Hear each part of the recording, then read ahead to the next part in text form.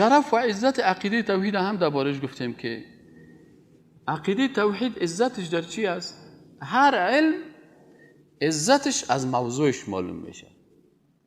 موضوع انجینیری چی است؟ ساختن تعمیر است. پس عزت انجینیری به می اندازه است که انسانها به خانه ضرورت دارند. عزت علم زراعت چی هست؟ که برای ما غذا و ایگپا را تهیه و ترتیبش نشان میده. عزت علم نحو در چی است؟ که ما الفاظ قرآن و تراکیب قرآنی را درست میفهمیم. و عزت علم عقیده در چی هست؟ موضوع چی است؟ ذات، صفات، افعال و عبادت الله هست. الله شناسی هست. پس اون علمی که مربوط به شناخت الله میشه عالی ترین علم در جمله علوم است.